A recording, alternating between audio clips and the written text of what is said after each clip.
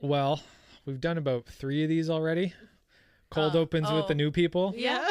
I mean, there's 4 new people, so. Well, we've already done, but we've done 3. This is number 4. Yeah.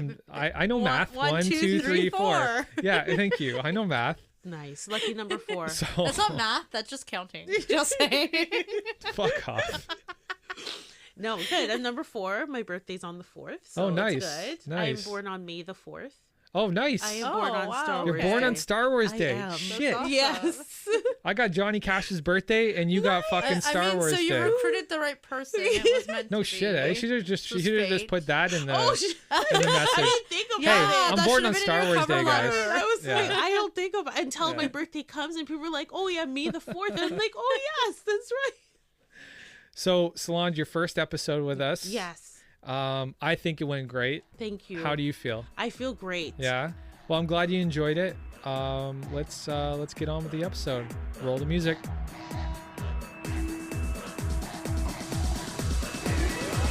Meanwhile, back on the podcast, 4 colossal nerds named Saba, Chris, Kristina, and Frank have set out to take on a great darkness that has enveloped the world of fandom. With their powers of common sense and the strength to take on even the most butthurt Twitter mobs and insufferable comment section trolls, they fight for truth, objectivity, and nuance in the conversation and debate over fictional made-up shit.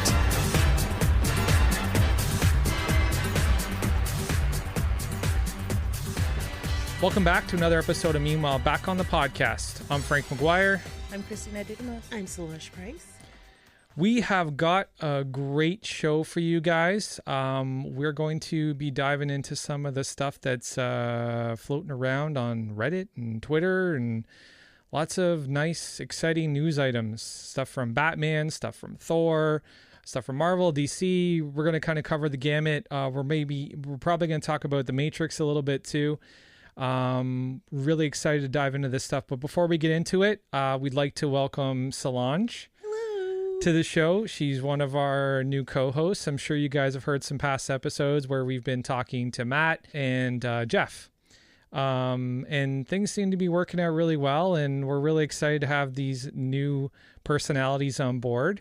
So Solange, tell us a little bit about why you decided to join the podcast. Well, first, I thank you for choosing me. Yeah. I feel honored. Yeah. But I listened to you guys' show, and it was really amazing. I love hearing different perspectives on nerdy culture that I love so deeply. Mm-hmm. It's part of my everyday life, and I always go through YouTube and news radios just to see if someone's talking about something that I love. And so, that's why I decided to audition for you guys, and I was hoping you guys chose me, and here I am. Well, you killed your audition. Like, I have to be honest, right? Thank right, you. Kristina? Yeah. You were here too, right? You just have like a great personality. So, Yeah. Thank you. And you have a lot of depth. The knowledge base was strong. Yeah. Yeah. Thank you. Yeah, the knowledge base was strong. And broad. It's yep. very broad. Very, definitely. You. So yeah, we're excited to have you here. This is your first episode. Let's not hesitate. Actually, how's everybody doing? Good. Yeah. Yeah. No complaints. Yeah. Cool. Good weekend so far. A good weekend. Yeah. I went dancing to a rock and roll cover band on. Of course you did. Friday. The Lonely Hearts. I like them. They're really Nice. cool. And yeah, on yesterday we went to Mandarin and just like ate our hearts out, and then tried to hang out at a bar after, and like passed out at the bar, and the waiter's like, "Are you guys okay?" Like, he was very coma. concerned about us. MSG food coma. We That's just what told that him, we're is, like, right? We just came from Mandarin. He's like, "Oh, okay." Totally He's like, understand. I would have gone home and like gone to bed after Mandarin. We're like, "Oh, we wanted to, but we have cake. We had to try to eat our cake." And I don't think I've been to the Mandarin since like high school. You know when like when you're in high school and you know you're in a relationship and Mandarin's like your good idea to like for like Valentine's Day or something. yeah. I did that a couple times, but that's literally probably the last time I've been there. And just for any ladies listening, I've got a little bit smarter about the places I take my dates on Valentine's Day, so just want to make that clear. We won't be going to the Mandarin, but yeah. So Yeah, don't take your date to Mandarin. That is not a date. no, I know, but this is in high school, like when you have no money.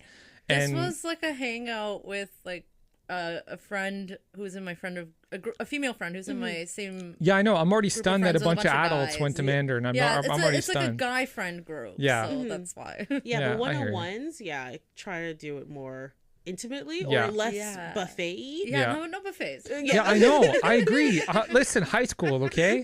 High school. I had no money. My entire life. It's expensive. Yeah. Exactly. My entire life was playing basketball and going to school. That's it. So when I was lucky enough to have a date or to have time to date, I used the Mandarin. Okay. The buffet, and I enjoyed the food. Back then I enjoyed the food. Now I couldn't. I don't even think I could sit 30 minutes inside there. Oh man, no, I did not eat a lot. The girl whose birthday it was, she ate like 6 plates of food. I was God like, wow. damn. She ate more than all the guys. She outate everybody. Damn. All the guys are just watching her. She okay? She's tiny too. She's little, and all the guys are just like, what the? What the hell? Did she survive? Is she still in the coma? Yeah, it was like a long food coma. Everybody was like kind of lying there. We couldn't talk anymore after that. Wow. I had 2 plates. She had 6. I'm like, okay, I guess 3 plates if you count a bowl of ice cream after as a plate. But she's like the Homer Simpson episode. I watch The Simpsons a lot, and there's an episode of Homer going to a seafood buffet. Yes. And he just the steam trays. Yeah. He's carrying the steam trays like, out of "No, the sir, restaurant. not the steam tray." Yeah, and then he hires Lionel Hutz to sue the restaurant because they falsely advertised all you can eat. Because they wanted to kick him out after after the restaurant closes, they wanted to kick him out. Yeah, right. And he's like, it was really good. What did you do after? We went fishing. Yeah, we went fishing. Yeah, he goes to, and Lionel Hutz is like, does this sound like a man that's satisfied? No, that could have been me. It was so good. The judge was like, that could have been me. Yeah, that's so funny. Yeah. Simpsons is so good. Yeah, the classic ones are great. It's on Disney Plus now. Does everybody know that? Yeah. Yeah, the whole series is on Disney Plus. I'm gonna have to dig back into that. Yeah. There's only like I don't know, like the modern Simpsons has kind of lost its edge a bit. Yes. But it's I only watched it to a certain. I watched funny it for a in long places. time, like 10 years or something. That's kind of my cutoff point. Yeah. The first decade, Yeah. and after that, it kind of started slipping and sliding down. It's like, okay, no, I can't do this Yeah, some of anymore. the episodes got weird. Like... Yes. Yeah. Yeah. Well, Homer, that's enough. Dough. But I like it better. I can't watch like Family Guy as much. I don't know. I'm not like a Family Guy Ooh, fan. I like Family Guy. I Even don't the know. modern stuff They I just like. they do all these like repeating jokes that are just like I hate it when Peter is just like hurt and he's just like for like 2 minutes. It's like why are you doing that? Like, They haven't done that in a while though. Like They when they haven't do done stuff that in a like while. that, it just like I'm like I can't watch it. Yeah. I like that I like that I can count on them to make fun of the hipsters and the social justice warriors. Yeah, there's like some funny jokes. That's And good. every episode has some stuff I like and some stuff I don't Yeah. like. I can't. I like never consistently enjoy a whole episode. What about South Park? Do you guys like South Park? I do like South Yes, Park. I do South like Park. Fucking The love social South Park. commentary in South Park's like amazing. Yes. South Park's my religion. Like literally, that's like I look to Matt. I look to Trey Parker and Matt Stone, literally to guide me through life. I Like haven't watched as much of it, but when I do watch an episode Same. of South Park, I'm always Yeah. like, wow, I can't believe they went Yeah. there. yeah, I love them because like they're trying to get society to accept that it's okay to make for everybody to get punched at. You know what I Yes. mean? Like, and I think to a degree it's okay for everybody to get punched at. Like Dave Chappelle did the same thing, right? Yes. In his latest specials, he was talking about everybody. So let's dive into this show today. One of the bigger stories coming out of Marvel Studios in the last couple of weeks is that Christian Bale is rumored to be in talks for a role in Love and Thunder, which is going to be directed by Taika Waititi and probably written by Taika Waititi, I think, as well. And my first speculation is completely driven by personal desire, and that's because I read this series, Jason Aaron's The God Butcher, which kicked off one of Thor's runs, I think, in around 2018, 2017. And this story is fantastic. Like, Gore the God Butcher is one of those stories that will just keep you turning the pages. It's fantastic. And I think that Christian Bale would be a perfect fill-in for this role. I think he could really, really do this character well. Like, I think he could do it justice for sure. And if you're not familiar with Gore the God Butcher, he's kind of the antithesis of Job. But he's one that obviously gets to a point where his his calls to his god or some omnipotent being have gone so unanswered that he decides that he's going to kill gods instead of worshiping gods. He hunts down gods across the multiverse and kills them, and then Thor is the one that has to chase him down. Obviously, great battles ensue. You get to meet Thor's granddaughters in the process. You get to meet actually two of the other Thors too. There's King Thor, and there's young Thor, and then there's Thor. Like it's kind of a convoluted story, but it's fucking fantastic. So that's one of the characters that could potentially be could see Christian Bale playing. So what do you guys think? Yeah, I read a lot about this, and it sounds like other people might have this theory too. Gore sounds like a really cool character to bring into the MCU, and I think he could cause a lot of conflict and be a good opposing character, maybe on the same level as Thanos. So. Yeah, I think he could be a good one. Sally, what are your thoughts? I just love Christian Bale. So please put him in anything. Okay. I will watch it. Okay. He's just one of those actors that when he comes on screen, he is the character. You're not watching an actor do a character.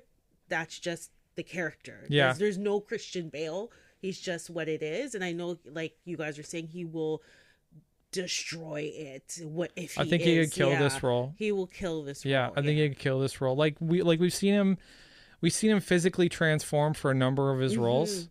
And Gore the God Butcher is definitely something I could see him doing something as extreme as he did for the Machinist, where he lost all that weight and shit. Yes. Which I think could be really exciting, really interesting. I'd really love to see him play this role. And I really want to see this character in this story, because it is tied to Thor, right before Jane Foster picks up the hammer. So it definitely makes sense in terms of the timing. I think it'd be really, really awesome.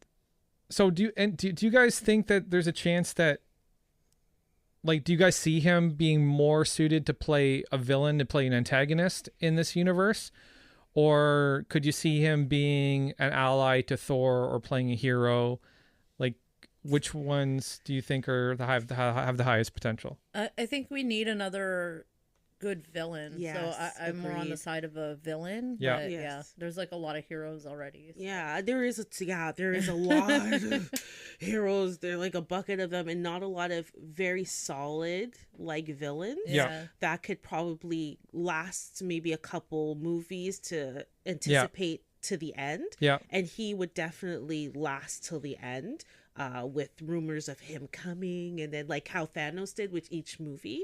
But yeah, definitely another villain. I hope he goes the direction of the villain, because I think that if he tries to play another hero, I think that's a miscalculation on his part, because like he literally played the hero in one of the best superhero franchises of all time. Like, I think everybody holds Nolan's trilogy on a very high pedestal, right? And they hold Christian Bale on a very high pedestal because of Nolan's trilogy. I think it'd be a huge miscalculation for him to try and be a hero in the Marvel universe when he's already kind of done it so successfully. But he could come in and carve his own kind of identity as a villain, like, for sure, right? I think that could be really, really exciting. So, like, would you agree with what I'm saying? Or Oh yeah. Yeah. Yeah, I'm totally fine. And I find Christian Bale to be a little dark in Yeah. all his... Yeah. There's this touch of darkness to him, even when he plays a good guy. Yeah. There's like some shadowy essence to him. So for me, it would just be automatic. I already thought villain. I didn't think anti-hero. Yeah. He becomes a hero. I just thought, oh, villain makes sense. Right. Why Okay. try to change his persona or Yeah. his essence? Yeah. Yeah, don't force it. Just go with it. Yeah, I think you're right about that. So the other rumored character you could potentially play is Kal, Thor's uncle, who is the god of fear. Now, I like this story too, because if Jane Foster is going to be picking up the hammer, and let's say they do tie in the whole cancer storyline, the whole cancer thread, that's something that I think fear is going to be a big part of that. It's going to be a big part of Jane Foster's life at that point. So I could see that as being a good theme, where she's literally taking up the hammer, becoming the mighty Thor, and fighting the god of fear, right? Something that she that she potentially had to conquer. Like, I don't know whether they're going to show this on screen or off screen or whatever, but I think that the cancer thread will be tied in at some point. I just don't think they have an entire movie to kind of do that story justice. So I think it'll be either some sort of flashback diagnosis kind of thing, and then some flashback to, her dealing with the illness, et cetera, and then maybe Call could be like obviously this villain that kind of the personification of what she had to deal with in terms of her own fear and her own the cancer, et cetera. I don't know. Thoughts? That could be interesting, Yeah. but I don't see that pushing through to the rest of the MCU. Like, I think if they're gonna make him someone, it should have connections to like the rest of the MCU. Yeah. Okay. And fear is it is a strong emotion, Yeah. but I don't think it's villainesque. Okay. Ish, like to last a whole movie. What about Sinestro? Oh, that's true. That's What true. about If it's Sinestro? done right, Yeah. then maybe. Yeah. But I don't know.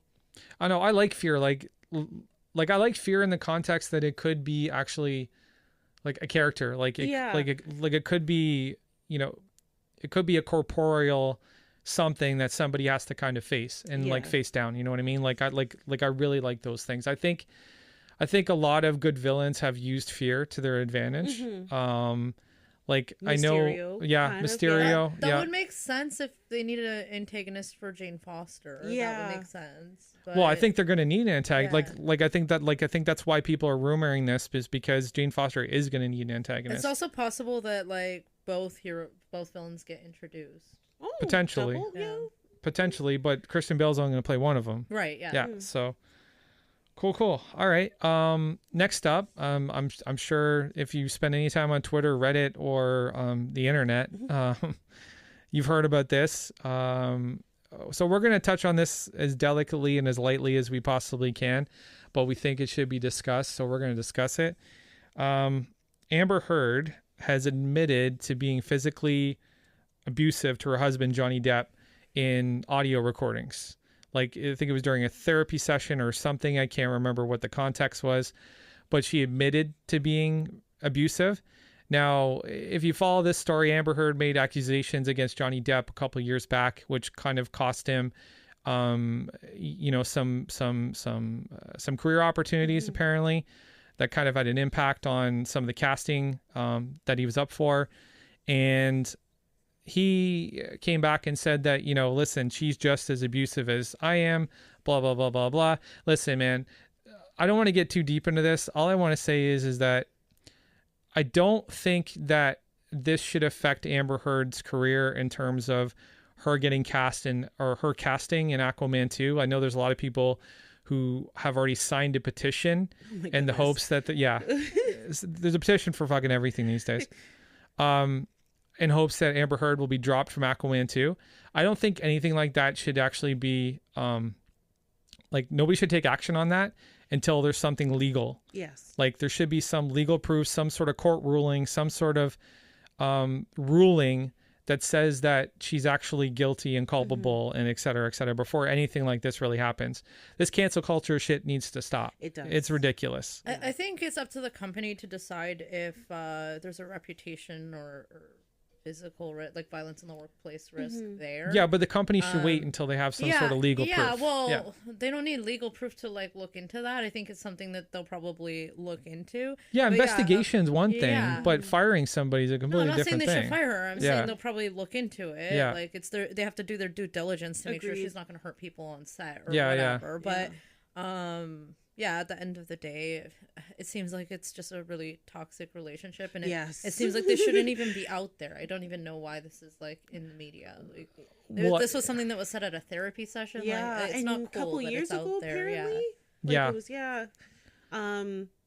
I think this cancel culture and the social media being judge, jury, and executioner as well also needs to stop forcing companies to be scared into giving in to knee-jerk reactions. Oh my gosh, so social media said this, so we gotta follow that. Just relax, pump the brakes, right? To protect your own employee, as you would say. do an investigation. Yep. Find out the facts and then do it. But I love that social media does have such a strong pull. If someone is guilty, cool. But if someone's not, like already Johnny Depp lost again, probably Pirates of the Caribbean. Who knows? That that franchise really needs to stop being made. But just stop with this, as soon as someone says something, we gotta follow it, fire them, and then find out the facts later. Stop this.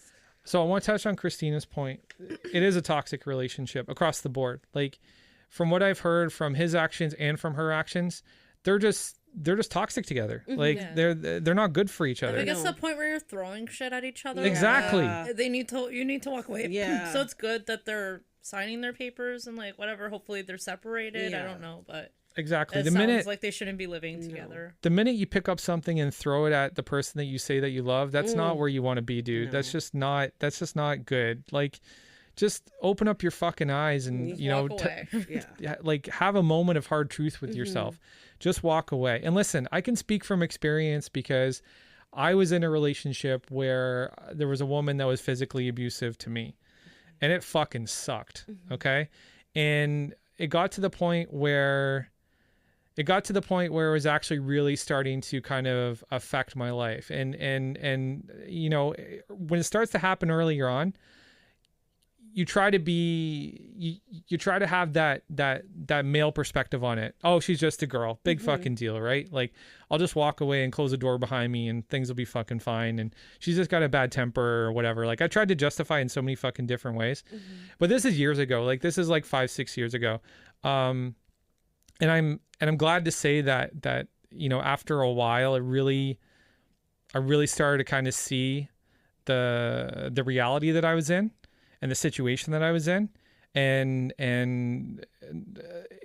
after the relationship ended, it didn't end because of that reason. It ended for a completely different reason. But after it ended because she didn't like Star Wars, right? Yeah, she didn't like Star Wars. She fell asleep during A New Hope. Oh, yes. And he was like, I can't. That was part of it. The relationship is over. That was part of it. No, I'm kidding. That was that wasn't big enough. But it did stick in the back of my mind that she fell asleep during Star Wars. But yeah, after it was over, it was a real awakening moment, and I could see in myself some of the bad habits I had as far as dating and relationships go. And ever since then, I've definitely exercised a lot more scrutiny, a lot more better judgment. And yeah, so take it from me. It's not not good. And when people try and downplay it as like, oh, it's just a girl, it's not the right way to deal with it. At all. It's not the right way to deal with it. Just don't be in those situations. If you're like, just be like, oh, it's, girls have, no, that's not how it is. There are women that don't fucking hit dudes, and there are guys that don't hit girls, and don't throw things at girls. Like, just try and find somebody who is not crazy. I don't know. Yeah. And actually has respect. Fair. I don't think crazy is fair, but it's just like, yeah, if you guys are that bad for each other, then it's just not. Yeah. Okay, fine. Maybe crazy is not fair. Crazy is the label that gets thrown around a lot, right? And we should be a little more sensitive to people's categorizations of mental health. I don't like the word crazy, but yeah. So, but yeah, no, it's we'll see how this thing ends up. But I don't think Amber Heard should be fired for it. I think they should let her do her job. And if it goes to court and there's some sort of legal proof that they can act on, then yeah. And obviously DC has to protect their set and their employees and their staff or Warner Brothers or whatever. I think they do have to find out if she's like that to other people. But if it's situational, if it's, I don't know, self-defense, like she said, it's hard to say. Right. Well, I wouldn't. I don't know if I could classify it as self-defense. Yeah, it sounds. We don't know. Yeah, it sounds overboard. We don't know. Well, it sounds like both of them sound completely overboard. Yeah, that's what I mean. That's why it's hard to say. We don't know at this point. There's no ruling. Nothing's been decided. Yep. Yeah, and just like us, we haven't decided anything. We'll wait until the information comes out. But wanted to talk about it in the context of just don't be in these kinds of relationships. It's just not healthy. It's not good. and nobody should be standing up for either one of these people. That's the problem. Yes. Is I've seen people coming to Johnny Depp's defense and being like, oh, she shouldn't have done that to him. Well, I don't know about that. Like, they shouldn't be doing it to each other. So next is something I'm really, really stoked about. Really, really stoked about. And because you guys probably all know I'm a fucking batshit crazy, insane Star Wars fan. Project Luminous. So Project Luminous is this large-scale narrative that's kind of being tied in between the Star Wars books and comics. And some of the authors listed are some of my favorites from the Star Wars universe, Star Wars universe. Claudia Gray and Charles Soule. Now, Charles Soule is definitely one of my favorites. I haven't read a lot of Justina. Let me just rhyme off all the names here that are involved. So Claudia Gray, Charles Soule, Justina Ireland, Daniel Jose Older, and Cavan Scott. Now, out of these 5, I've only really read a lot of Claudia Gray and Charles Soule, and I can say that I love both their work. I think they're both amazing voices for the Star Wars universe. Charles Soule wrote the Darth Vader comic, just the recent, not the most recent one, but the one before it, where the whole idea of Anakin going back into the Netherverse or whatever it was to kind of connect with Padme again, and it's really, really well done, and it's fantastic. There's even an issue where Vader has Tarkin hunting him. It's really, really cool. It's a really, really good series, and I definitely encourage everybody to read it. And Claudia Gray, she wrote Lost Stars, and if you haven't read Lost Stars, it's a novel, but it's freaking fantastic. It's the Star Wars universe in a timeline from the perspective of this sort of Romeo and Juliet kind of couple. So it takes you all the way from the earlier, like from the time they're teenagers all the way up until the Death Star explodes. And one of them is actually the female part of the couple becomes an empire. So she joins the empire, and the male part of the couple, he joins the rebellion.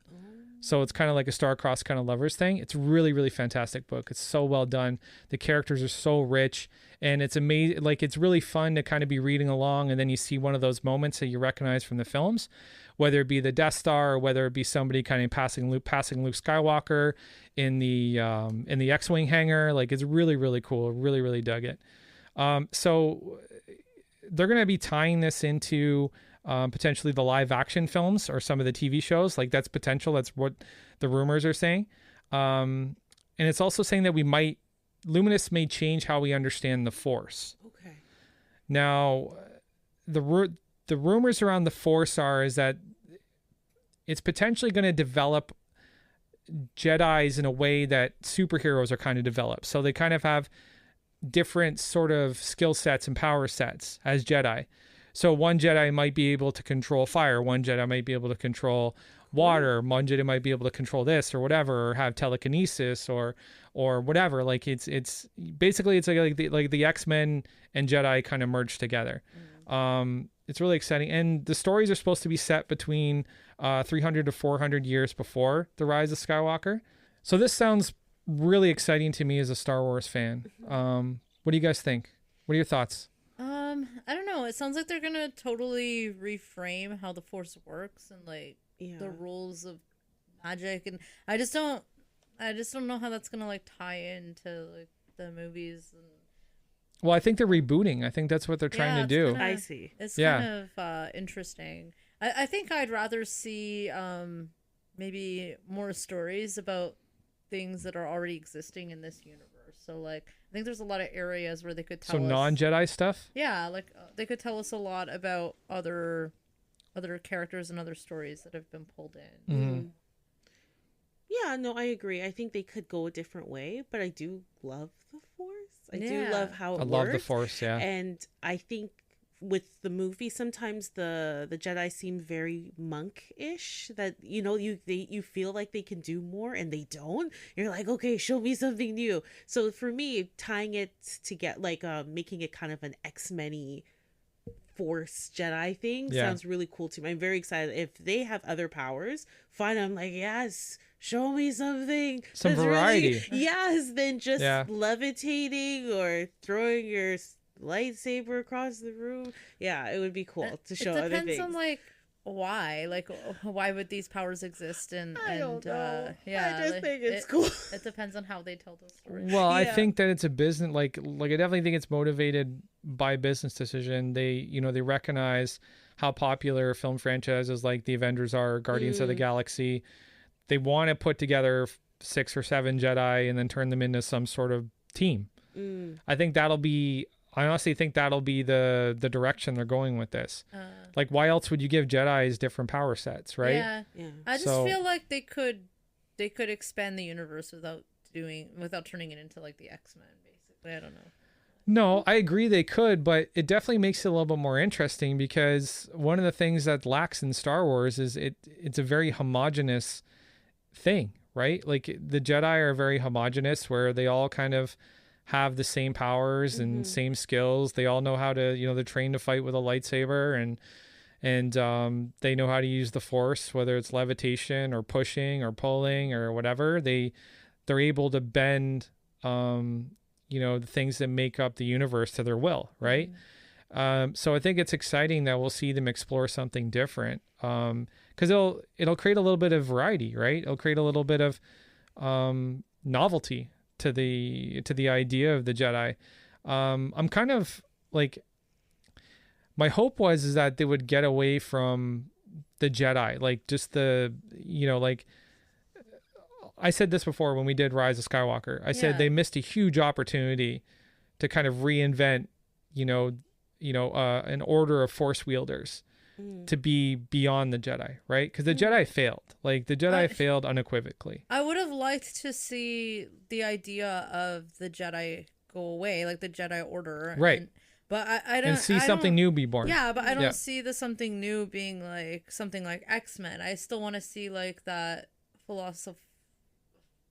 Yeah, it'll still be there. Yeah. When I say X-Men, I'm just trying to find something to kind of describe how they're going to bring these people together, right? The idea of and how they'll kind of like serve as a group, right? Yeah, I like the idea or function as a group of non-Skywalker Force users, or like non-Jedi Force users, kind of doing things, or like trying to figure out how to use the Force together. But I don't want to see like the whole rules of the Force change. I would have just liked to see like some of the Force users have figured out how to do things that other Force users haven't. Sure. Or something that like... Sure, but... And they like help each other to become better. See, when I was younger, when the Force was described to me, I always thought it was something that more could be done, because the Force is such a big entity. Yeah, that it's there.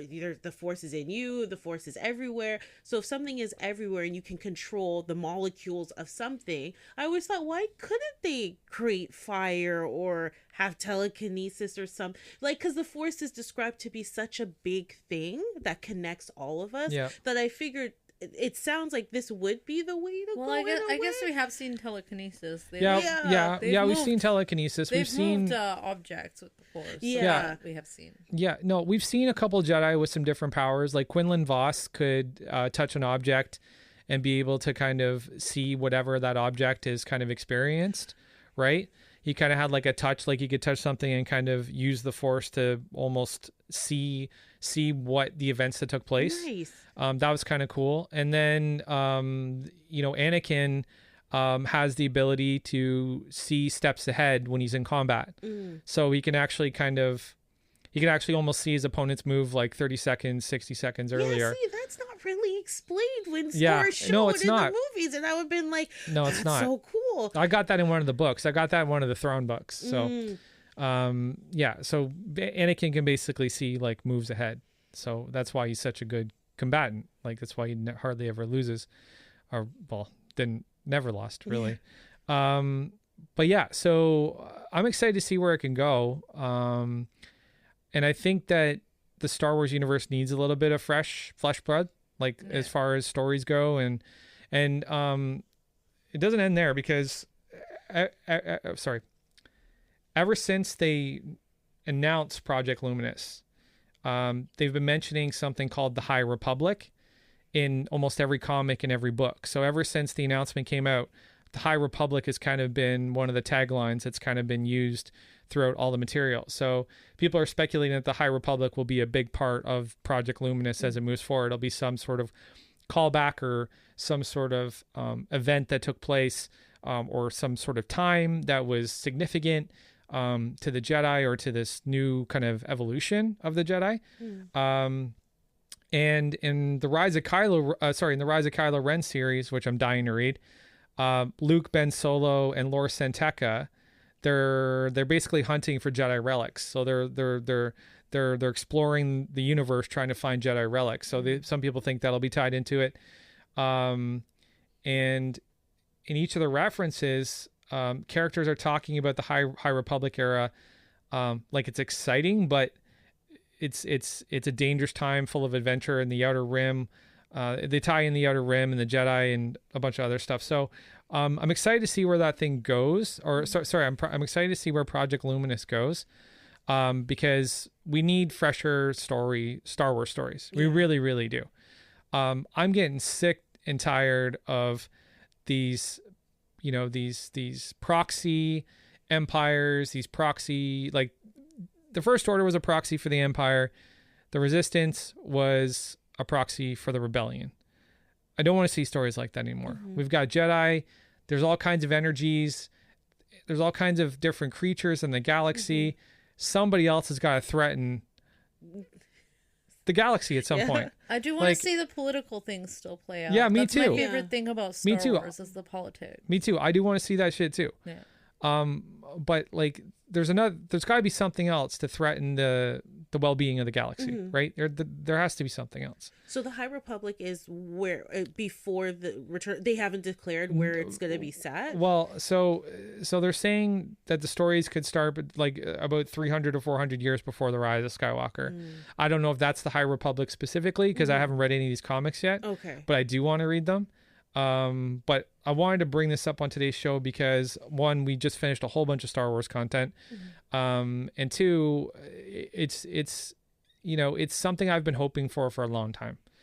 What I think would be cool is if there was Force users who were against the Jedi and the Sith. That would be cool. A third party that kind of thinks they're both evil. It's happened in the past. Yeah, it's happened in the past. Cool. Sick. Yeah. Do that. Yeah. Producers, if you're listening, do that. see, that's the thing, that like, because most people only get to see the movies or the animated series or Mandalorian or whatever, they're not aware that there was a time in Star Wars storytelling where they had something called the Legends. And the Legends stories told of different Jedi with all kinds of different types of powers. That's where Rian Johnson got the idea for the Force not teleportation. No, I wouldn't call it teleportation. I don't know. What was it? I guess teleportation. I don't know what to call it. But when Luke kind of made himself show up on Crate against Kylo Ren, right? He basically teleported his self, his consciousness, whatever, and made himself appear on Crate. That was in the Jedi Path book, and that's where Rian Johnson got it. So when people were like complaining and go like, this isn't a Force power, he's like, yeah, it is. And he pulls out the book and he posted the page on Twitter and all that shit. So there's a lot of cool stuff that exists in Legends and in different parts of Star Wars canon where these writers need to start pulling from as far as source material goes. And I like that this Luminous thing is happening, because there's never been an effort on the Lucasfilm creative team to kind of collectively work with all these different types of media to kind of tie them all together. And I think that's a huge misstep. Like, they should be working together. They should have a meeting like every month together and just say, listen, here's where I'm going with mine. Here's where I'm going with mine. Here's where I'm going with mine. How can we work together? How can we tie this in? Et cetera, et cetera. They all need to have like a giant fucking, like just a plan that says, this is where we're going and this is how we're going to get here. And it starts with like 18 different threads. Yeah. Granted, it's complicated. It's much more complicated than doing it through film, but it will make for a much richer story experience for the reader and for the end user. So. I do want to say the one thing that I hope I like The Mandalorian because it's set after everything has happened. Yeah. And I'm kind of also a little tired that's always set around that same Return of the Jedi, Empire Strikes Back era. Yeah. And I hope they kind of push after, because I want to see what happens after everything has been demolished. How does the universe or the galaxy rebuild itself after everything is gone, after the Jedi's gone, after the Empire's gone? What do regular people do now? And that's what I like about The Mandalorian, because you do meet new species, new people, and I hope they don't still go back. Tired of going, try and go forward, see what happens in the future. I agree. I agree, definitely. So the next thing on our news item list, exciting, because I just watched The Matrix last night, actually. Nice. Which one? The first one. Of course. Yeah, I was like, hey, you know what? I need to be disappointed. Let me throw on Matrix Revolutions. No. I didn't hate those movies, but they weren't that great. I like those. The sequels? Oh, yeah, I enjoyed them. I like The Matrix. Okay. I like seeing Zion. That was all I liked. The dance scenes were ridiculous and so silly. What dance scenes? I don't know those dance scenes. What do you speak of? Selective memory? You're just blocking it out? Nice. I like that. So Keanu got spotted on the set of Matrix 4. And he's not looking very Neo-ish, but is he? That's the question. I have a theory. Okay.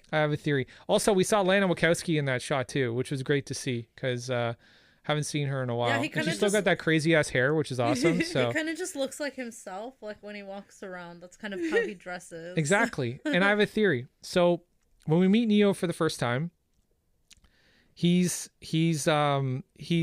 rescued by Morpheus and his crew. They save him from being part of this giant field of fucking human batteries, right? He's in that power plant, or whatever the hell you want to call it. And he's bald. He's completely bald at that point in time. And then at the end of the third movie, his hair's grown in, not a ton. Like, it's kind of short, kind of cropped. He doesn't have facial hair or anything. So what if this is just time progressing? Like, doesn't that make sense? Like, could it just have been time progressing? Because it takes you a while to grow like hair that long, and it's going to take you a while to grow a beard. True. So maybe the Matrix stories, the original Matrix movies, are closer than we thought in proximity to each other. Maybe they're going to CGI everything so he doesn't need to be in costume. What? They're just going to apply CGI. No, let's not do that. We made that mistake with Green Lantern. No more computer generated costumes. But yeah, what do you guys think? I don't know. So is Matrix 4 definitely after 3? Like, this is the storyline is definitely after the third one? That's what we're hearing. Keanu's like old. I don't know how they're going to it can't be before. It has to be after. Yeah, it has to be after, and then he's so much older. Yeah, but that's where I'm going with the CGI. If it is gonna be like, somewhere else in the timeline, they're gonna have to like CGI him, because they did that with Will Smith and Gemini Man. I think they had so much technology to de-age him. Yeah, he doesn't age though. That's the thing.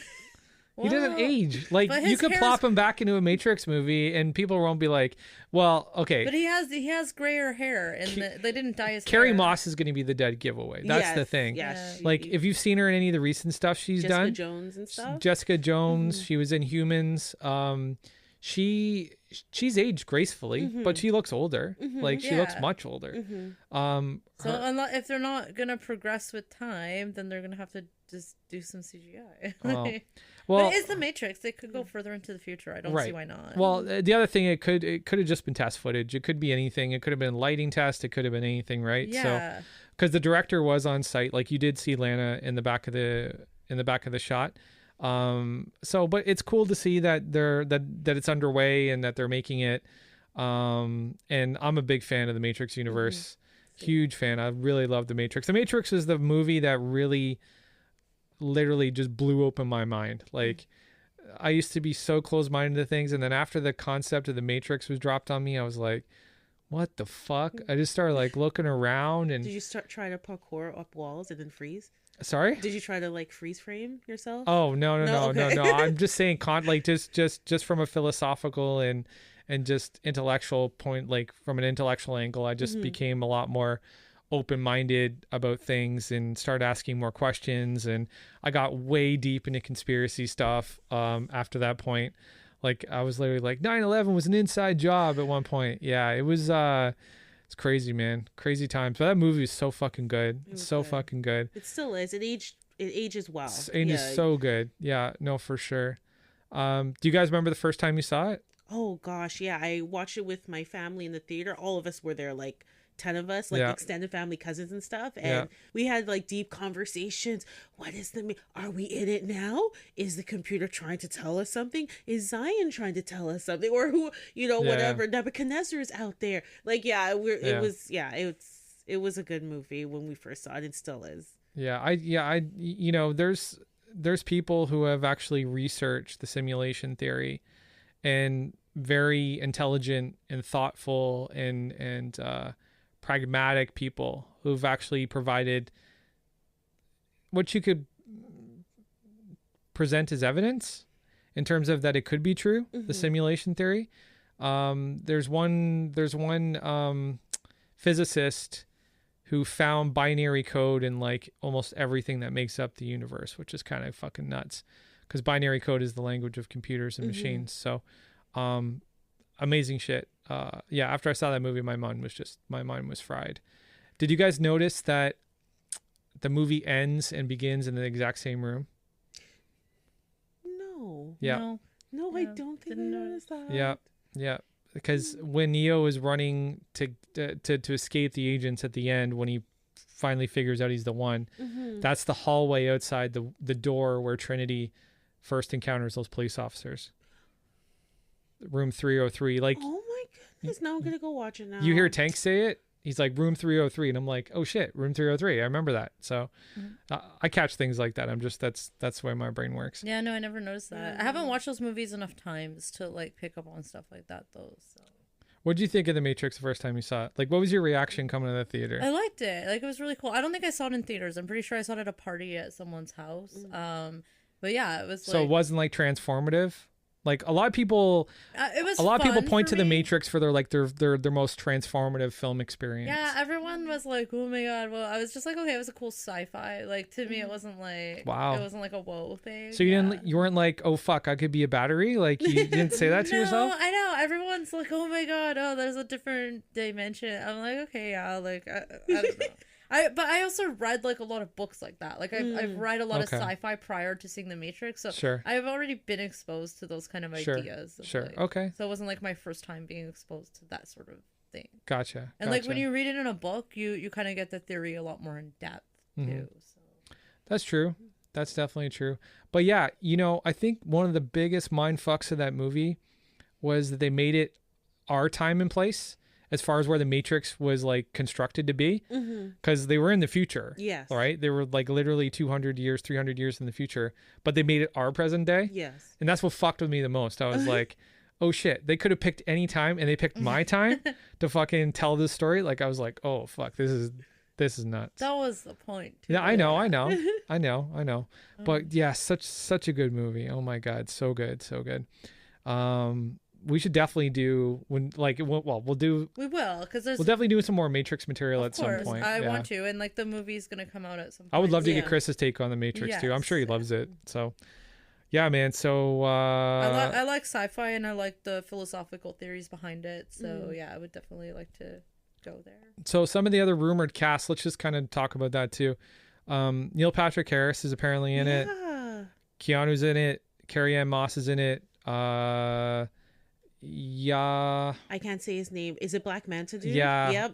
Yep. What? Yahya Abdul Mateen II. Is that it? That's Yahya? good. If you, I think it's Yahya Abdul Mateen II. Black Manta, Dr. Manhattan. He's in it, and I don't think I read that Lawrence Fishburne is returning. No, or Hugo. Hugo Weaving isn't either. Okay. No. So I'm excited to see who these new cast members are and what roles they're going to play. Granted, like we did see Zion, there was like 500,000 people there. There was a whole council of people. I don't think all those people died at the end. So I'm excited to see where the story goes for sure. Just Neil Patrick Harris just threw me off because all I can see him is in How I Met Your Mother. Yeah. And so in a suit. So every time I see him in a new role, I'm like, where's your suit? Like I can't see him in a serious role, always something funny or musical. So for him to be in such a deep movie, I'm like, the only deep movie I did see him in was Gone Girl. Yeah. And he was stalker-ish dark. And I was like, oh, Neil, okay. Yeah, Gone Girl is fucking mental. Gosh, yeah. I didn't see that. I wanted to. You haven't seen Gone Girl? No. Please do. Oh my God. Yeah. I haven't read it either. I feel like I want to read that one. Probably read the book my first. I heard God. the book is, of course, sometimes better Gone than the Girl's movie. fucking mental. I hear it's dark. Everyone's like, but I think that's why I haven't read it. Terrified men everywhere. You have to be like in a good headspace to like delve into something like that. It's fucking terrifying, dude. Yeah. Next up, this is hilarious. I think you guys are gonna laugh your ass off at this. So you guys remember CW did the Crisis storyline? Yes. They did 5-episode Crisis storyline. So LaMonica Garrett was cast to play the Monitor and the Anti-Monitor. He did a good job. He did a fantastic job. His costume was insane. Yes. I gotta say that. Voice. I loved his So way he good. sounded, yeah. So good. And they got the hairstyle right from the comic book. That was rad. So spoiler alert, if you haven't seen Crisis, don't go past this yet. Fast forward, do something. I don't know. But Arrow dies. Stephen Amell's character dies at the end of Crisis. And he becomes the Spectre, and then he dies. Yes. Oh, no, wait. He dies as the Arrow, Yes. becomes Spectre, and then dies again. Double death. Double death. Apparently, they're stealing something from J.J. Abrams' playbook. Yeah, I don't. It's gonna become a norm. I don't like that. So LaMonica Garrett is getting hate on Twitter and Instagram because he killed Arrow. Yeah, this wasn't okay. I didn't like this. It's hilarious though. Again, Like, what is wrong with you people? It's a little psycho. Yeah. Like, I said I don't like calling people crazy. That's like, I don't know. That's No, like in this case, crazy. Yeah, that's Okay? crazy. It's again what people know they have power through social media, and people are just hungry for it, and they'll be like, "Yeah, I can do this to you." But this isn't even power. Like, what are you trying to achieve here? Like, you're just threatening a person. Like, Hilarious though. The line between delusional and reality for some people to think he's actually the Anti-Monitor. It makes more sense to go after the writer. Like, why are you going after the actor in his personal life? Like, that's... You know what's funny? It was never made clear whether he had a problem with him as the Anti-Monitor or the Monitor, because the Monitor definitely plays a role in Steve Amell's death, right?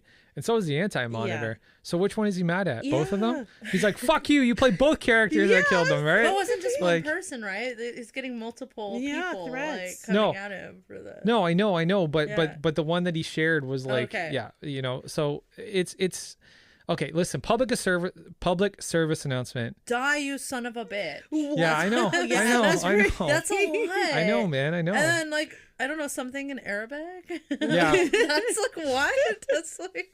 Spoiler alert, Arrow is canceled, so... Yeah. What the fuck? Well, it's now going to be Arrow and the Canaries, but But yeah. You are batshit crazy if you think that you can message somebody on their personal social media and give them crap because they killed one of your favorite characters. Yeah. I'm sorry. Okay? This person needs some help. Like just stop, okay? Like...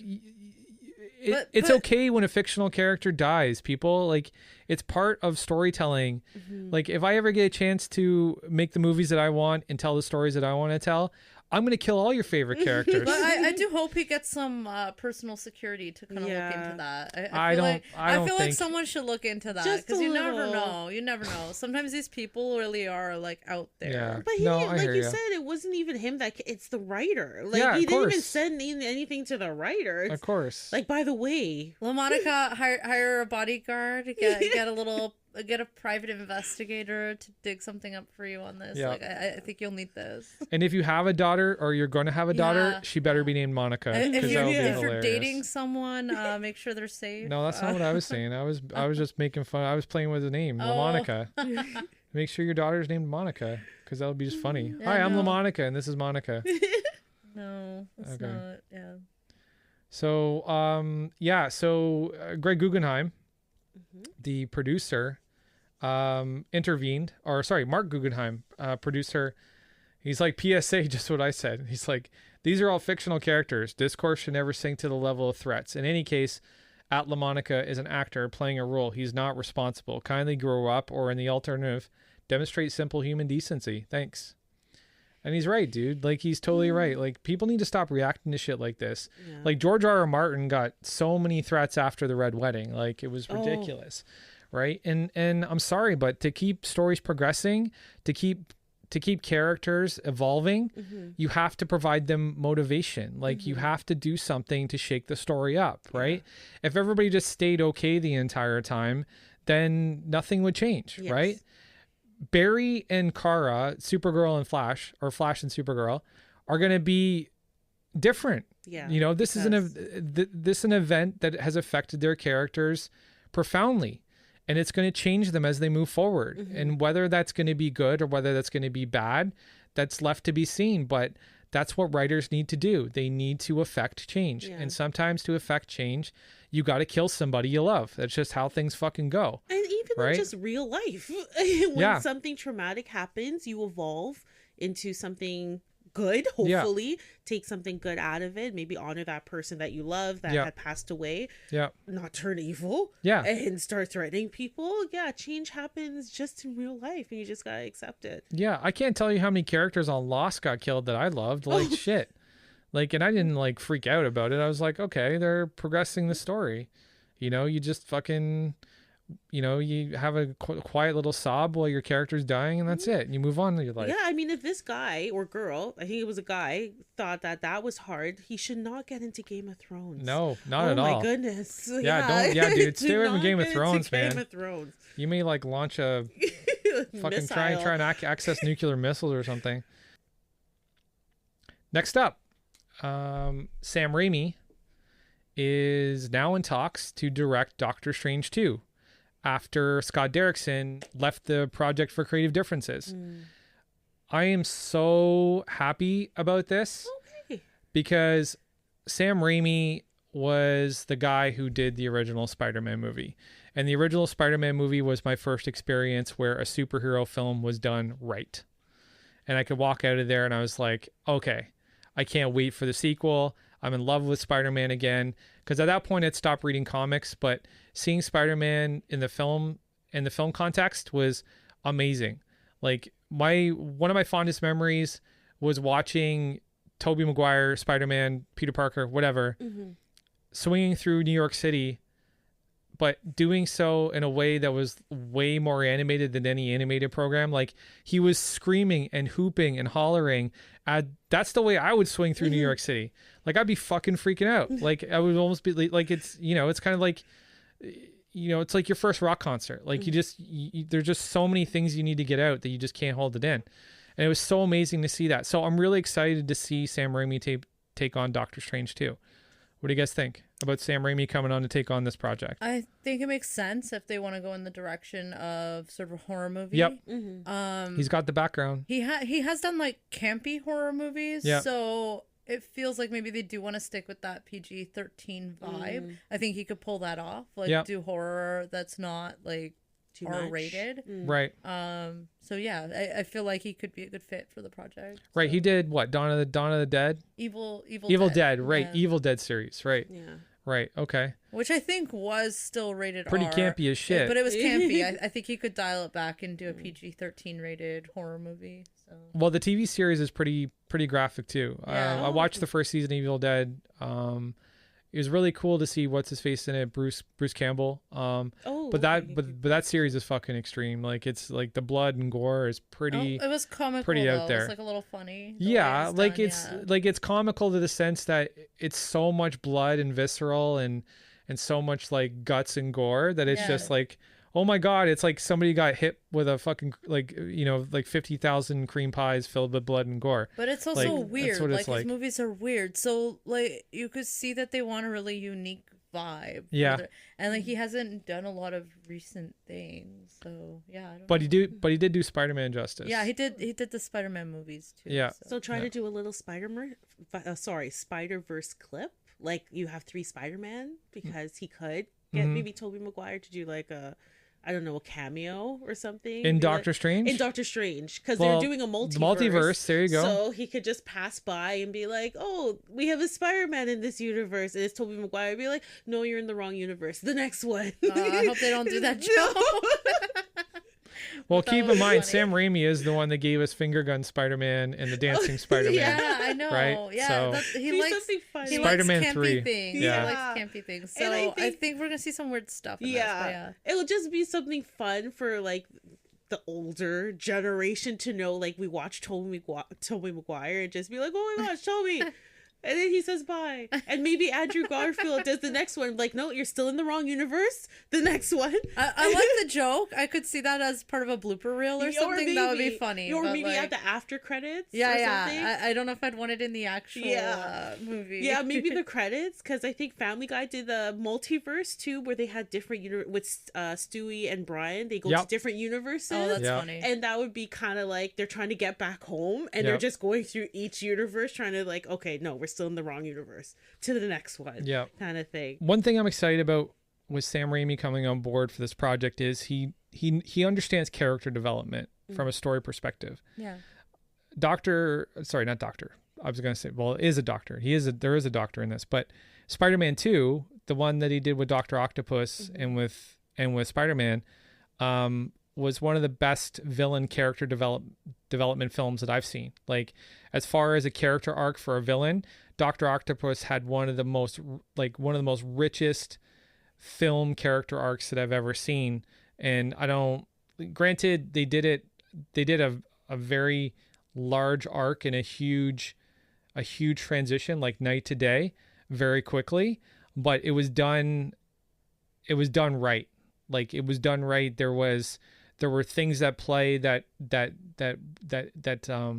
altered Dr. Octopus's personality to such an extreme degree, and then that thing was then eliminated and then brought him back down to be more rational, more logical, more empathetic. But it was a good story, and I'd love to see what Sam Raimi can do with Doctor Strange, because Doctor Strange, he's a lot like Tony Stark, right? Like, he has an ego. He's very arrogant. But he also has a very big heart though too. So I'm excited to see what Sam Raimi can do with that character. I'm also excited to see what Sam Raimi's going to do with the idea of this multiverse. And I'm also excited to see what he's going to do with a female heroine for the first time ever in any movie I think he's ever done, because Scarlet Witch is going to be in this movie as well. Yeah. Right? So the only Well, he had Evil Dead did have a strong female character as well. It did? Yeah, like the actress, he gave her character development and made her like save the guy a couple times. Really? Yeah. But like save the guy by accident, or like no, she like took full action. She was like she was scared but like assertive in But the she situations. but was she a leading role? Yeah, it was like okay. a guy and a girl were the main characters. Oh, okay. in the- Okay. Yeah, no. Like, I know the film, but I just don't remember. Yeah. I don't I remember watched that part. it like this year, so that's why I kind of remember. Wow, okay. For Interesting. the first time. I saw it for the first time this year. Yeah. I haven't watched it yet. Now I will. Yeah. So, what are you guys' thoughts on how Sam Raimi can impact this project? So, okay, we know that the former director left because of creative differences. Yep. So I do think that they are bringing him in to bring in those like horror elements. So I do think we're going to see it become more horror genre with this new director. Yeah, and like he does have the superhero background, so he knows what he's doing with a superhero movie as well. So yeah, I think it's in good hands. I think this could go in a good direction. Yeah, and I like the thought that it is a first horror movie for Marvel. Yeah, and I I'd like kinda to like see where it goes with that. Yeah. I hope it doesn't become too childlike, too campy, because that could be very dangerous to try to appease to children. Yeah, I don't want them to do that. Yeah, too much. His horror movie was a cult classic. Yeah. And I think it is because, I don't know, it sort of had a plot. It had like a bit of a Stranger Things vibe to it. That's not too bad. Like, it's a bit of a thriller. Yeah. So because they said with Spider-Man Far From Home, when they did that Mysterio whole scene where Spider-Man was trapped within his own mind, I think, where he was trying to run away from himself and all that stuff, that was kind of like a horror-esque or thriller kind of part, and that was done very well. I like that part. So if they're kind of going that dark direction without still being too childlike, right, and not using so much CGI either, yeah, because there was a lot of CGI in that scene, yeah, and it kind of took away, because then I started getting dizzy. I'm like, oh my gosh, okay, too much is happening. Yeah. So hopefully they'll still use practical props too, still with the horror aspect of it. Yeah, See, I haven't cool. watched Evil Dead, so I don't know if he uses a lot of CGI or no, a it lot was of practical. no, it was like that movie was shot a long time ago. Okay. So it was mostly practical, kind of like I think Greg Nicotero was one of the special effects guys on that. So he's from The Walking Dead. So oh, nice. Practical, Okay, kind of blood and gore. yeah, and Walking Dead with gore is to me is well done. I love The Walking Dead. Dead. Yeah, Evil Dead's basically they find the Book of the Dead. Is it the Book of the Dead? Kristina? I'm not sure what it was. Yeah, it was something. They read the text from something it's like that. It was like hidden underneath a cottage or something, and then the dead kind of like, yeah, okay. Yeah, no, my only concern is, I do have one concern, and that's, so I'm not a huge fan of the horror genre, and the reason I'm not a huge fan of the horror genre is because it doesn't really give you a lot to play with in terms of character development. When characters are constantly on the run for their life, there's not really a lot of time to have, transformative or emotional moments where you really kind of have anything profound happen to you. Like, if you're just constantly running for your life, there's not really a lot to happen. I feel like that's a superhero movie too, though. No, I don't. Superheroes are always on the run for their life. No, like no, Spider-Man. I don't think they're always on the run for their life. They're always trying to intervene for the greater good. Yeah, right? I think there's room for things like that in horror. I don't know. I don't think it has to I be really so haven't black seen and a white. lot of it. Like, I haven't seen anybody step up and be like, oh shit, the world's under threat. I'm going to be the guy that tries to. It depends on what kind of horror. Horror is very movie. reactionary, right? Yeah. Like people are reacting to their circumstances. Like, they're under threat, right? Yeah, but I'm just saying it depends on what kind of horror you're going for. I feel like if it's more of a thriller, then you do have more room for a character. Yeah, thriller you do. Thriller you do for sure. So it just depends on like how much of a horror movie they're going to try to make. Yeah. Like, Yeah, it depends how it's done. Yeah. It really depends. Well, how it's done and written. the only reason I raise that as concern is because Raimi is more of a classic horror director than really like I said. Sort of. He did It do was Spider-Man right. Yeah. But, yeah. I don't know. I feel like he did have character development in his characters. They did explore their fears, and they did grow a little bit. They did learn to work together. So there was some things there in terms of character growth. So. Well, that's comforting to hear. Yeah, because if Wanda, I'm not sure. I heard a little bit that the premise is Doctor Strange is going to help Wanda kind of control her powers or something, or evolve her powers, and if character development is going to be especially important for her, especially if they go with the House of M kind of storyline, because she does break away mentally, and they do need to show, okay, if it is my theory from the last time, if she introduces the mutants to the universe, they're gonna have to make it a very substantial moment, and not kind of skip over that with I don't know, something comes out of the dark. Right. We already talked about this on one of the recent episodes in terms of the Disney Plus trailer. I'd love to get your thoughts on the Disney Plus trailer. Yeah. Oh, what was your what was your take on the WandaVision? Like I tried to rewind it. I was like, it's only 12 seconds. I couldn't try to break it down. So I went and found some pictures of her in the actual Wanda. Scarlet Witch outfit. Yeah. It was like, oh my gosh, that looks so cool and very campy, but really cool. And then it looks like she's in different forms of shows through her mind or whatever. So I'm very excited. It looks fun. It looks like a lot of fun to me. Yeah, fun. But it looks like there is a kind of dark to it. Like, she's not... Do you got any theories right now? God, no. I think it's like what you said. I think it is like an illusion that she's created, and we're going to see that illusion kind of. I didn't say that. Oh, well, you said that at some point. We had that theory at some point. At some point we did, but I thought that was from you. But my theory on my last on the last episode. Oh, you weren't here for the last episode. Oh, okay, see, so. Right. My theory is that Vision. Okay, so I guess I'll share it again. Mm-hmm. My theory is that Wanda is in Vision's head. Okay. Oh. She's trying to, because at the end of Infinity War, Shuri is trying to extract the Mind Stone from Vision. Okay. But she's also trying to separate his personality from the Mind Stone. So if she successfully separated his personality, Jarvis, Tony Stark, Bruce Banner, and Ultron, like an amalgamation of those personalities, which is Vision's personality. If they were able to successfully separate that personality, and Wanda's found out that she could potentially get Vision back, that's where I think she is. And I think that the whole classic television or the TV sitcom motif, I think that comes from Vision's time with Wanda in those shitty motels.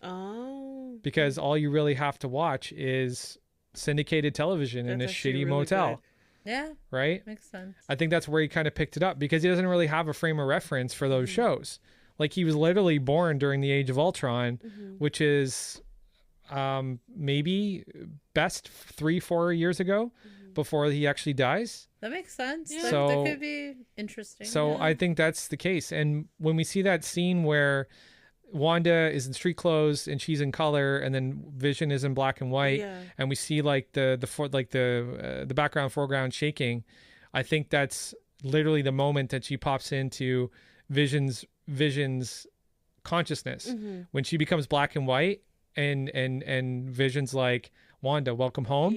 I feel like that's the moment that she kind of falls into that, and then we see her progress through an idealized version of Vision's life with Wanda, getting married, having children, and it's definitely all those show, like all the different sitcom motifs are from ABC series, because ABC is part of Disney. Right. In any case, there's going to be some kind of overarching story over whatever's happening in this, like, because it has to crumble. Thing. And I do think that it's going to move. I think it's going to get less and less sitcom each time. And more serious. This is not good. I think it's going to stay in the context of the sitcom, but there'll be serious situations happening where it just won't make sense for it to happen within those contexts. But it's going to happen anyways, because it's just that's the world that's been built around them, right? I kind of like the world that Vision's built around them. The setup looks really good, and obviously, like you said, something bad has to happen where Doctor Strange somehow gets to her. Maybe she's affecting the outer world,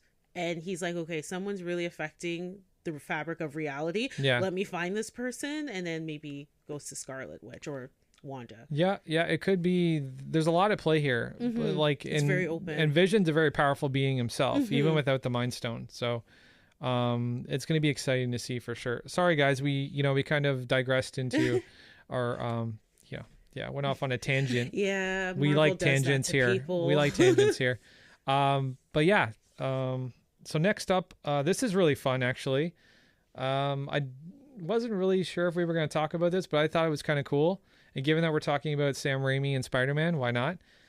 There's going to be a real animatronic Spider-Man that's going to web swing through the Avengers campus at Disneyland. So you literally can be in the park and look up above and see a fucking Spider-Man swinging overhead. That's pretty crazy. It's crazy. And it's fun.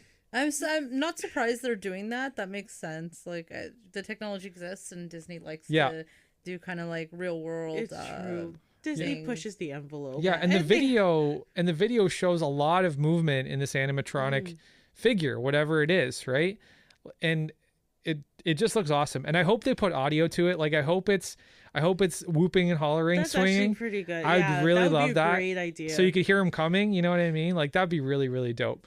But yeah, I thought that'd be kind of fun to put in. So yeah, so if you want to see an animatronic Spider-Man, just head on over to Disneyland when Avenger Campus opens.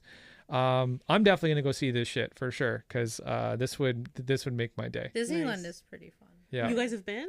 I've been to Disney World. We can take a trip. We can take a podcast. Yeah, trip. we could. We could expense it too. That's the great thing. Yeah, I've We could never expense been. it. Yeah. So next up, more Disney.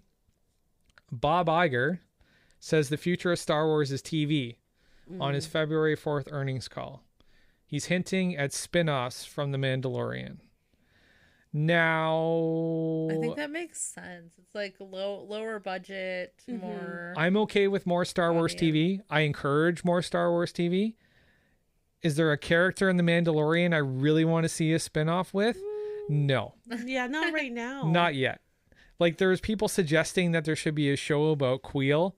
And I'm like, what? Really? I could see Cara Dune, but the Yeah. theories That's the other suggestion, the theories too. about her background are so out there. I'm like, what the hell? Like they think It's too Padme's her early, aunt. though. Like I don't know. I hope that doesn't happen. The series just started. I think Yeah. let it like just grow a little bit more. Let us get a foundation of the current characters that we have, and then expand out. I need a live action bounty hunter show, like real not a good bounty hunter. I need a bad bounty hunter, and I need a live action Jedi Sith something. I also wouldn't mind or to just see like people with lightsabers. Like they don't have to be Jedi or Sith. Like they just I need something like that. I think the lead Mandalorian is kind of interesting. I wouldn't mind to see more about her background. Yeah, she was cool. Yeah. The who? The armor. The leader. Of The armor. The Yeah. armor maker Yeah. girl. The blacksmith. Yeah. Yeah, they call it the armor. Yeah. Okay. Yeah, she was Yeah. cool. Yeah, I would love to see her out of That everyone. could be a cool character. Do I want to see a show about Queel? Not really. No. No. I hope Yeah. that doesn't No, happen. I don't want to see a show about Cara Dune yet either. No. Like there's not enough to go on No. for me to have an interest in her. Like, yeah, I know she's a former rebel shock trooper. Awesome, that's great. Yeah, I know she has a problem with her chain code. I know she can fight. Like, that's great. But you haven't pulled me in far enough to be like, I want a Cara Dune show. You know what I'm saying? I would watch it. I'm okay with that. Yeah, I would I'd be watch okay it. with I just don't think it's necessary this moment. No. I don't think not. it's gonna be it won't be the next show anyway. Yeah. We're gonna see No, an Obi-Wan's the show. next. Yeah. Obi-Wan's that's next, right. yeah. So and we're gonna see Mandalorian 2 anyway. Season before 2, we yeah. see any spin-off of it. Good, yeah. So I do think if we get a spin-off, it'll be after those two Yeah, things. I There's think peop- she should come back for season 1. Yeah. And then, season 2 of the Mandalorian. Get some more of her, and then branch out. Yeah. Yeah. You know, it'd be funny if they did. You remember that movie Boyhood where they tracked the kids' like life for like 14 years? Yes. What if they did that with Baby Yoda? That would be cool. How funny would that be? To track Baby Yoda's life for 14 years. Yeah. But he ages. He becomes slower, like a right? teenager.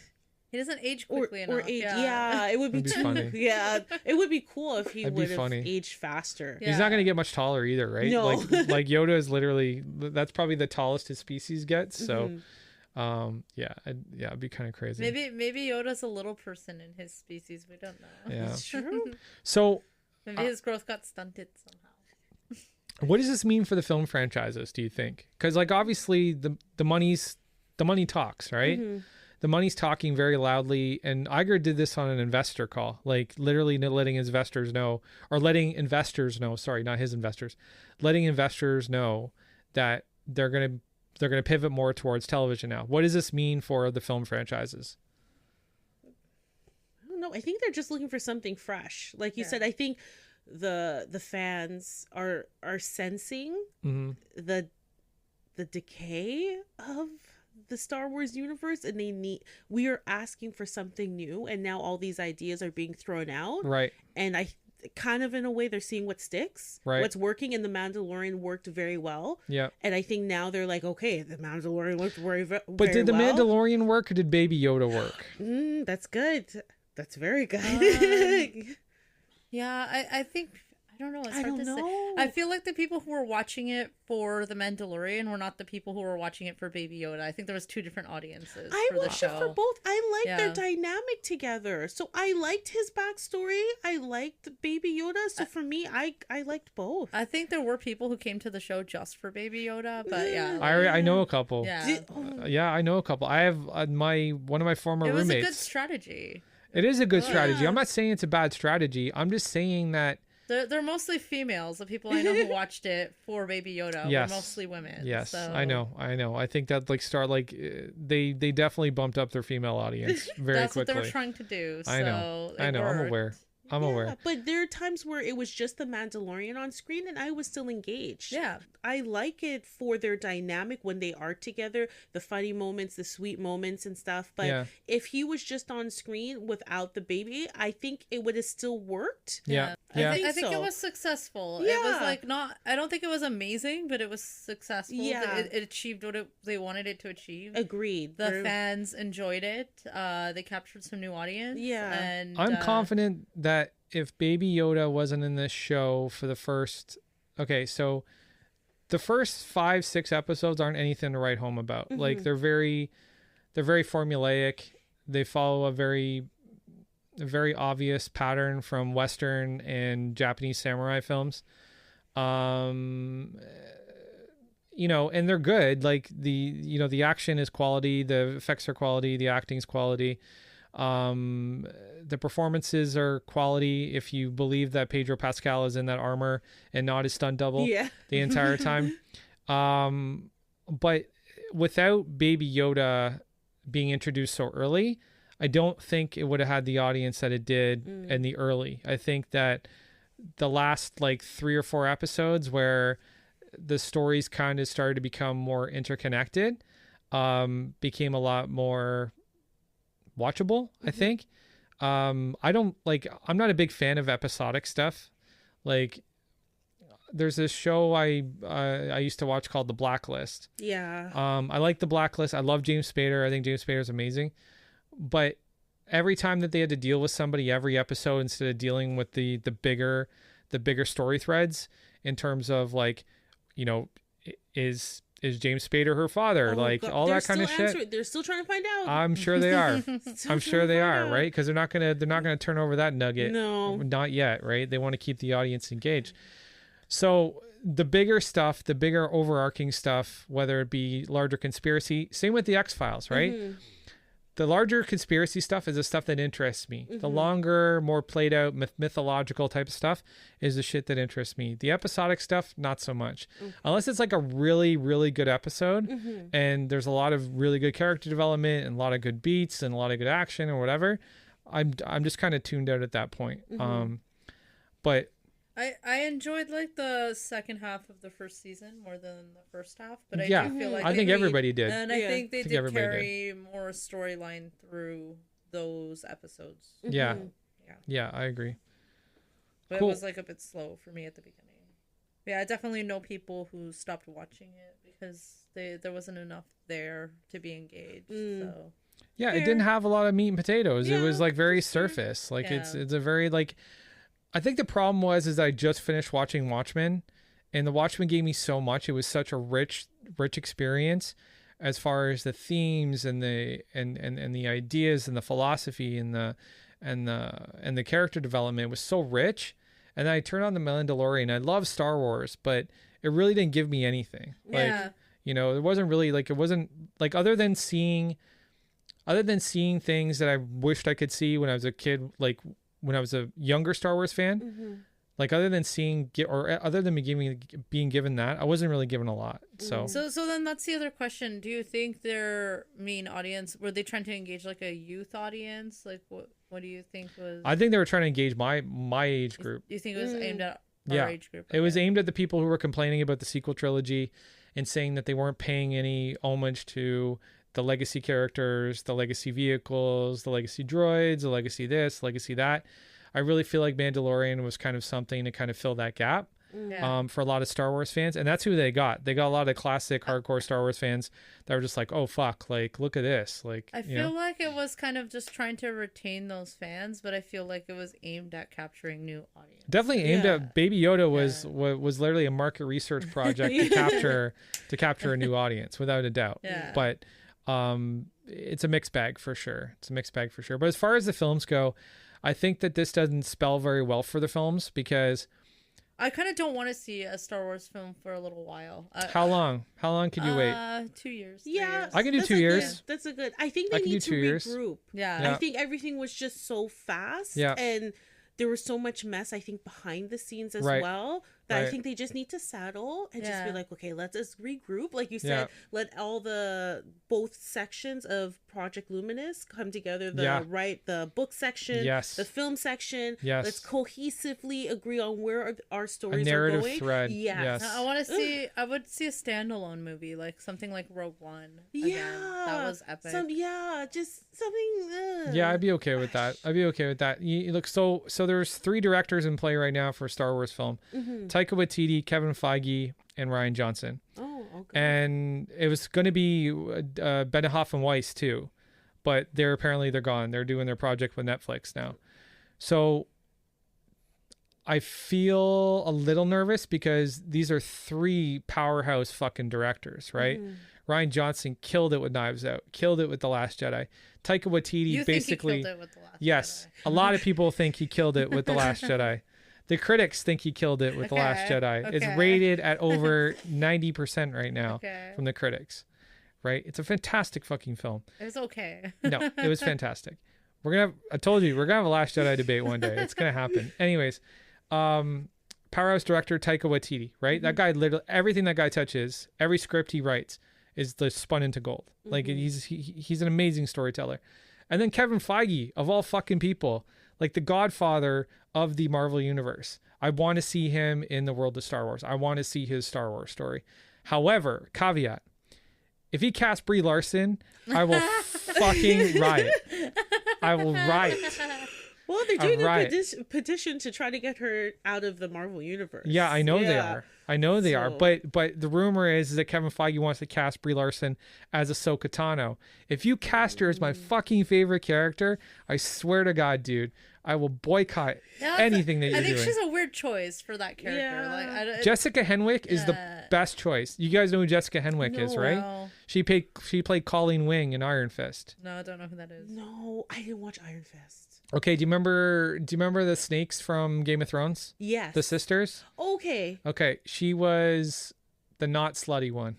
Okay. I'll look her up. The one that wasn't like trying to like fuck Get with everybody. everyone. Okay.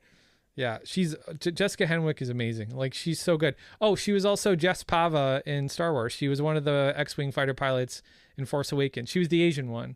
Oh, okay. Yeah. Okay. Yeah, she's fantastic. And when she played Colleen Wing in Iron Fist, she killed it. She was actually more interesting than Iron Fist. Colleen Wing was. So I would love to see Jessica Henwick as Ahsoka Tano.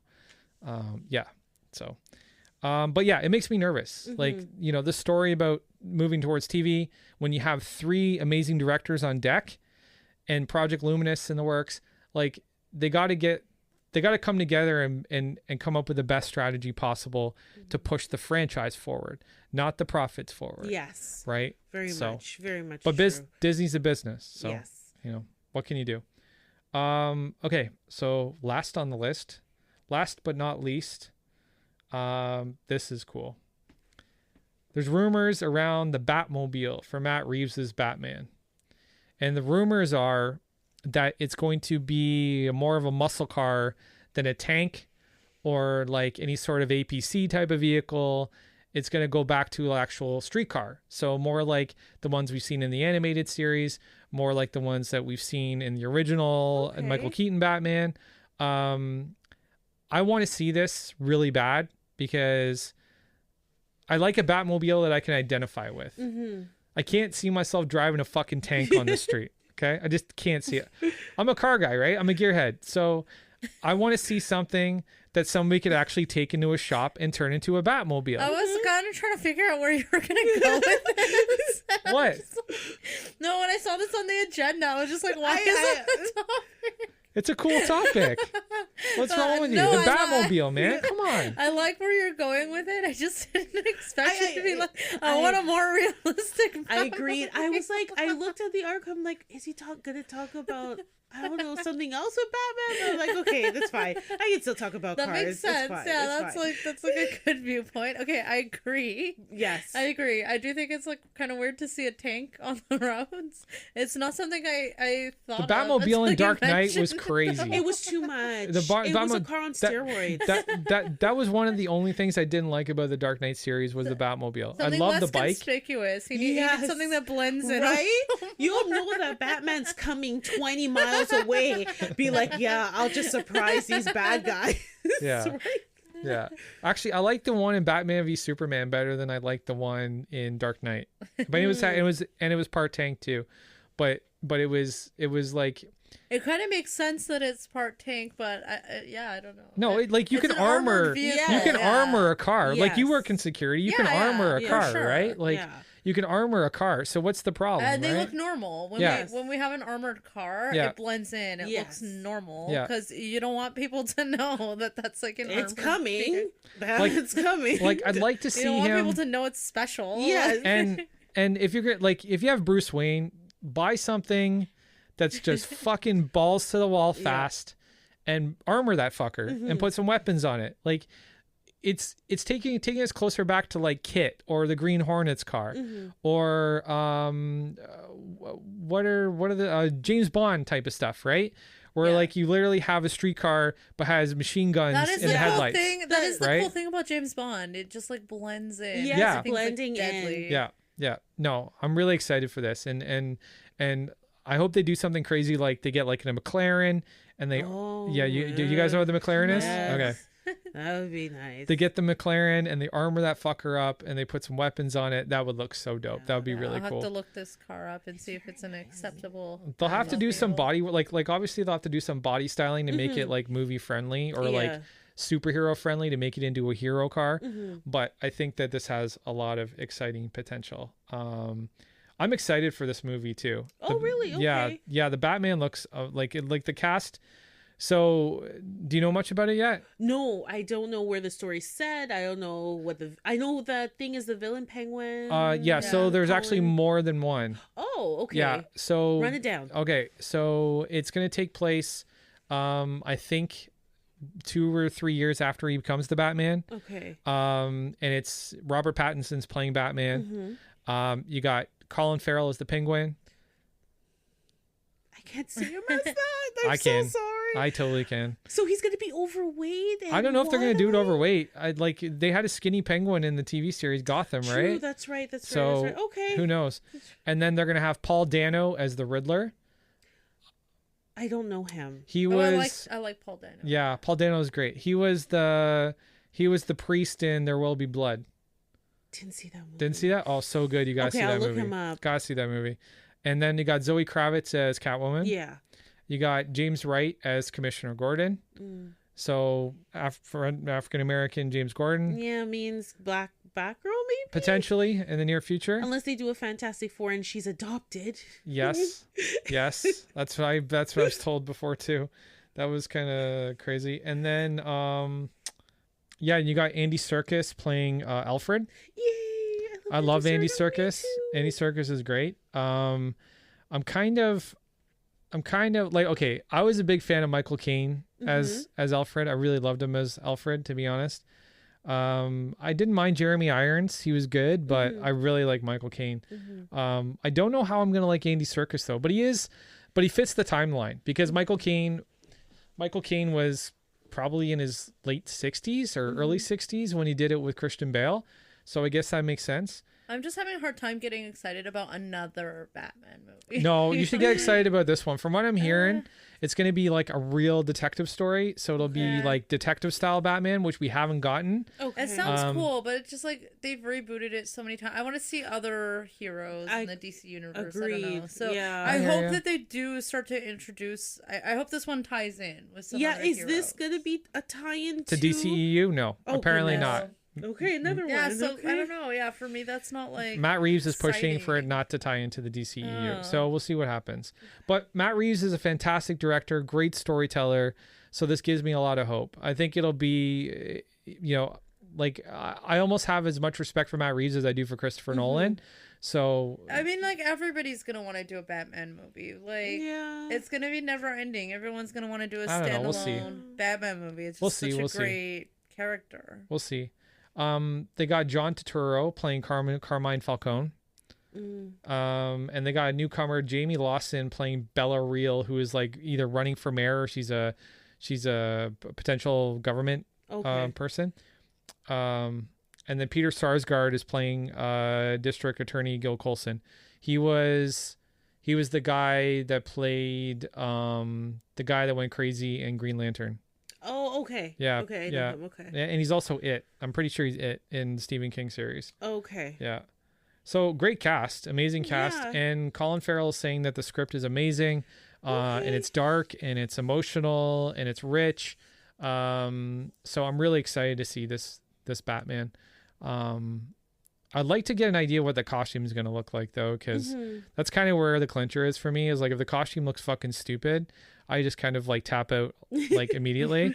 Like after I saw nipples on the Batman suit with fucking Clooney, I was like, dude, what the fuck are we doing here? Again, what movie do you speak of? What are you talking about? You blanked that one out too, eh? You blanked that one out too, eh? Yeah, that was pretty bad. Clooney, God. That was pretty bad. Yeah. And what's his face? Robin and Bat MasterCard, was it? Or Bat Visa? that was the fucking worst, dude. Gosh. That My was goodness. the worst. So cheese. God. So cheese. So much cheese. Matt Reeves isn't going to give us that Batman. That's for sure. Matt Reeves is going to give us a dark, seedy Batman, which is great. And it's shooting in Glasgow, of all places. Oh. Glasgow, Scotland. Like apparently that's going to be Gotham. That's going to be the backdrop for Gotham. So I don't know. I don't. I'll give it a chance. Yeah. I'm It's excited to Batman. see it. I gotta see it. Yeah. Cool. Well, I think that's it for today. We've covered all and more. Yeah. So Solange. Yes. What'd you think of your first episode? I thought it was great. Yeah. It was awesome. Enjoyed it? Yes. Thank Cool. you for meeting us on a Sunday morning. Oh, wake up at 5 a.m. to do this, and I Alright. hate 5 a.m. All right. Good Well, to know. I won't be I would recording not. that early. Yeah, I would not. I won't be recording that early. We almost did a late night one. Like sometimes after we see a movie, we're like, Yeah. let's go back to the studio and Oh, record. down, because I then you mean, I can feel like we talk. should one time grab We like should. a couple beers, Yeah. come back to We the studio should. at 2 a.m. We definitely like, should. I'm good with that. Record. Yeah, we've got a lot of people that are restricted by Become location. like and- real creatives. Yeah. Real Yeah. creatives work at 2 in the morning. That's right. I don't Nice. sleep when it's dark. That's what all musician people I know do. They don't sleep. Well, that's enough said. Signing off. I'm Frank McGuire. Kristina Didimas. Solange Price. Peace. Bye. Bye.